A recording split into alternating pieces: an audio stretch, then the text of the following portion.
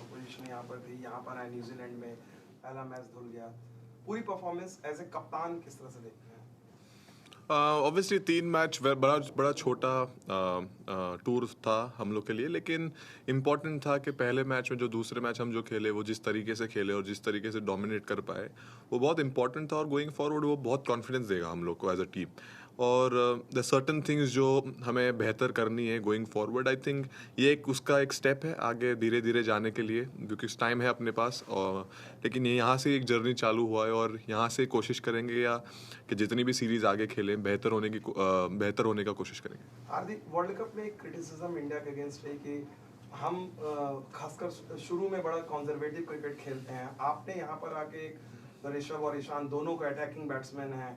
क्या हार्दिक पांड्या की philosophy as a captain है फर्स्ट बॉल से हिट करो, जिस तरह से आप एज ए बैट्समैन खेलते हैं, is this something we are going to see in future?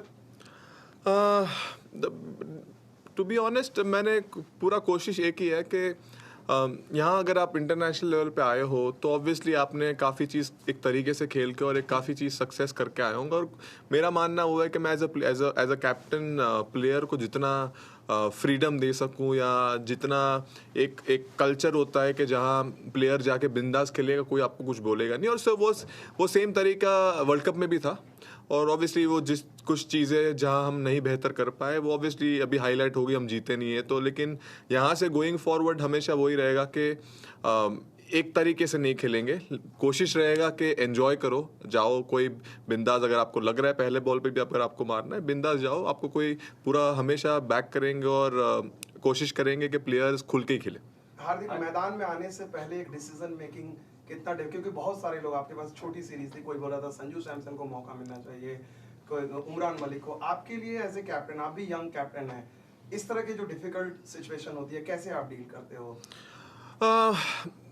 सी पहली बात तो बाहर कौन क्या बोल रहा है उससे ये लेवल पे ज़्यादा फ़र्क नहीं पड़ता है। ये मेरी टीम है अगर, और हम कोच और मेरे को जो ठीक लगेगा, जो साइड हमें चेक करनी है, और अब बहुत समय है, सबको मौका मिलेगा, सबको पूरा मौका मिलेगा, और जब मौका मिलेगा लंबा मौका मिलेगा वो है। लेकिन ज़्यादा डिफिकल्ट नहीं है। अगर बड़ा सीरीज़ होता तो डेफिनेटली, अगर ज़्यादा मैचेस होके तो ऑब्वियसली अपॉर्चुनिटी मिलता, लेकिन जब छोटा है मैं ज़्यादा चिप इन चेंज में बिलीव नहीं करता हूँ और आगे भी बिलीव नहीं करूँगा। और सिंपल था, जो जो टीम को ज़रूरत थी, जैसे मुझे 6 बॉलिंग ऑप्शन डलाना था, और वो चीज़ आई थिंक ये टूर में आया है। जैसे दीपक ने भी बॉलिंग डाला है कि थोड़ा थोड़ा करके ऐसे अगर बैट्समैन चिप इन करते रहेंगे, so eventually in T20 cricket आपके पास बहुत सारे मौके मिल सकते हैं कि अगर कोई गेम जा भी नहीं रहा है तो आप डिक्टेट कर सकते हो कि नए नए बॉलर्स को डला के और सरप्राइज कर सकते हो बैट्समैन को। Hi Hardik, Aditya Bhattacharya from Hindustan Times. Today we got a glimpse into India's fast bowling future with Siraj and Arshdeep. The way they came back to give India breathing space, especially after the way those guys are batting. So how happy are you with their progress? Obviously Arshdeep has played a little more lately, but Siraj has gotten fewer chances since making his debut. Especially a word on Siraj and overall progress with their growth. Obviously, Siraj, I think Siraj did exactly what maybe I wanted from this wicket as a bowler. I think in T20 cricket, yes, you'll definitely get hit. Somewhere down the line, if you try to get saved by, kind of, if you go on defense as a bowler, you will have good days, but at the same point of time, when you are not having your good day, it will literally haunt you.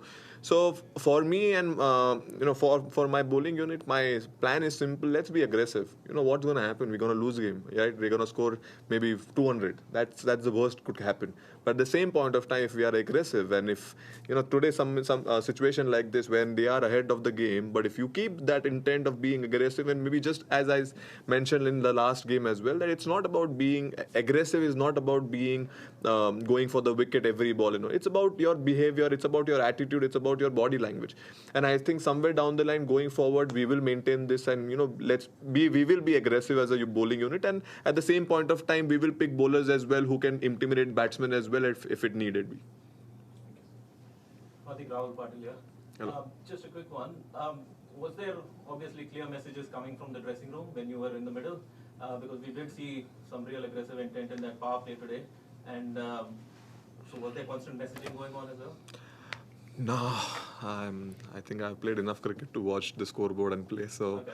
I was aware of the situation, and they were trying to pass on the same message. When I came out and they were like, we were trying to send a message to you, I said, but I already knew what you were trying to say. So obviously they thought, sometimes it happens when you're playing, you are not aware. But I think somewhere down the line where I play, most of the time I have to see the scoreboard and replay accordingly. So I was aware. So just a subset of that question then, how difficult is a modern T20 captain's job now? You not only have to make sure that your overs are bowled completely in that span of time, now you've got to worry about the rain radars and what's happening with DLS and all of this. How difficult is it? It's not difficult. It's there, everything on the scoreboard, and at the same point of time, I can make it more complicated and think about a lot. But it's something which obviously rain is not in my control. So it was simple to see the scoreboard and make sure that. I realized that when it started drizzling, we were 63 and the DLS required 63. So that point of time, I was watching every ball and making sure that, we stay there only. To be honest, I did not expect the rain to come and close down the game. But my point was saying, if it stops, I want to be at the DLS. I want to be there. That's the reason all of a sudden when we were hitting, we realized that I just told Hooda that right now, let's keep playing and let's stay there. And obviously, if the rain stops, and at the same point of time, we lost wicket as well. So we had to consolidate and kind of take the game deep and do the same thing what I've been doing. Simple as that. Thank you. Hardik, firstly, many congratulations. Thank you so much. Rahul from India Today आज तक. हार्दिक, अब हर कोई बात करने लग गया है कि भाई हार्दिक पांड्या को T20 कप्तानी दे दी जाए, और ये मैं हम लोगों की मीडिया की बात नहीं कर रहा हूँ. आप सुनील गावस्कर ने बात कही थी रिसेंटली, अभी कल परसों रवि शास्त्री ने भी ये कहा कि वक्त आ गया है कि आप हार्दिक पांड्या को T20 कप्तानी सौंप दी जाए परमानेंटली. क्या आप उस जोन में अब सोचना शुरू कर दिया है कि मैं इस टीम को कैसे लेके जाना चाहता हूँ, और उस पे आप की सोच चल रही है? मेरा पॉइंट जब तक चीज़ें होती नहीं है उसके आप सोच नहीं सकते. ऑब्वियसली कोई अगर बोल रहा है तो अच्छा फील होता है, या टू बी ऑनेस्ट, यस, क्या ये जो बात बोल रहे हैं, लेकिन मेरे लिए सिंपल है कि अगर मैं एक सीरीज़ करूं या 2 सीरीज़ करूं या एक मैच करूं, मेरा पॉइंट वो है कि जिस तरीके से मुझे खेलना है क्रिकेट, जिस तरीके से मैं गेम देखता हूँ, मैं उस तरीके से कैप्टनसी करूँगा. और मेरा पॉइंट सिंपल है, जब मौका मिलेगा वो मैं कोशिश करूँगा कि उस तरीके से मैं जाऊँ, और जिस टाइप का क्रिकेट मुझे खेलना है मेरी टीम के लिए, वो मैं वहाँ कोशिश करूँ कि मैं दिखा पाऊँ, एज अ यूनिट हम दिखा पाएँ. और उस पे ही फोकस है. जब आगे जो आएगा वो फिर वो देखेंगे, लेकिन अभी सिर्फ उस पे ही फोकस है. और हार्दिक, मैदान में तो खैर हमने देखा है एक शायद से चेंज्ड हार्दिक पांड्या देखा है over the years, in specially last couple of years. Dressing room में हर किसी को खुश रखना बिकॉज ऑफ सिलेक्शंस आल्सो, क्योंकि आप एक प्लेयर को अक्सर ये होता है कि जो बेंच पे बैठा होता है वो ज्यादा बेहतर प्लेयर दिखता है बाहर से. हर प्लेयर को खुश करना, एक सेंस ऑफ सिक्योरिटी, वो माहौल क्रिएट करना, वो कितना आसान होता है एज कैप्टन या डिफिकल्ट होता है एज कैप्टन? कि भाई संजू सैमसन नहीं खेल रहा है, लोग बोल रहे हैं कि भाई उमरान मलिक को भी खेलना चाहिए था, संजू सैमसन को खेलना चाहिए था, इसको खेलना, तो वो एक हेल्दी एनवायरनमेंट क्रिएट करना कितना डिफिकल्ट होता है ड्रेसिंग रूम में? डेफिनेटली वो डिफ़िकल्ट नहीं होता, वो किस तरीके से आप हैंडल करें. मेरा सिंपल है, मेरे रिलेशन हर प्लेयर से इक्वली अच्छे हैं, और अगर मैं किसी को नहीं खिला पा रहा हूँ, सो उनको भी पता है कोई पर्सनल है नहीं, वो जिस सिचुएशन में अगर नहीं हो पाया है, और कोशिश वो रहती है कि मैं हमेशा वो मुझे हेल्प करता है, क्योंकि बिकॉज मैं पर्सन ऐसा हूँ कि जो हमेशा लोगों के पास रहा हूँ और हमेशा लोगों को अराउंड रखा है. अगर किसी को मेरी ज़रूरत है तो अगर उन सबको एक मैसेज क्लियर है, अगर आपको थोड़ा भी कुछ लग रहा है, my doors are always open for them to come and have a chat with me, because मैं समझ सकता हूँ उनका भी फीलिंग. अगर किसी को बाहर, जैसे for example Sanju Samson unfortunate था, हमको खिलाना था लेकिन कोई चीज़ की वजह से हम नहीं खिला पाए, लेकिन मेरा पॉइंट वो है कि मैं समझ सकता हूँ उनका, मैं उनके शूज़ में जाके सोचता हूँ, क्योंकि एज अ क्रिकेटर डिफिकल्ट होता है. आप कितना भी बोल लो इंडिया के लिए खेल रहे हैं, लेकिन अगर आप बाहर कंटिन्यूसली बैठ रहे हैं और मौका नहीं मिल रहा है, सो वो डिफिकल्ट होता है. मैं सिर्फ कोशिश वो करता हूँ कि मैं उनके शूज़ में जाके देखूँ, और कितना, एक चीज़ होता है, एक टाइम के बाद मैं कितने भी वर्ड बोल दूँ, उनसे कितना भी बोल दूँ, एक टाइम के बाद वो वर्ड उनके लिए उनको उनके लिए वो डिफिकल्टी रहते हैं, लेकिन at the same point of time अगर मैं कंटिन्यूसली वो चीज़ मैं रिपीट कर पाऊँ और एक हेल्दी एनवायरनमेंट रख पाऊँ जहाँ प्लेयर को पास अगर उनको बुरा लग रहा है, so they have the right to come and speak to me and they have the right to go and speak to the coach. I think going forward वो चीज़ अगर रहा या मेरी टीम में वो चीज़ मेरे को नहीं लगता वो प्रॉब्लम होगा, बिकॉज वो मेरा बिहेवियर और नेचर ही मेरा वैसा है कि मेक श्योर करता हूँ कि सब साथ में हो। And just one. आज you played 6 batsmen and 5 bowlers. Was it a conscious decision, tactical move that you wanted to go in with 6 batsmen and 5 bowlers?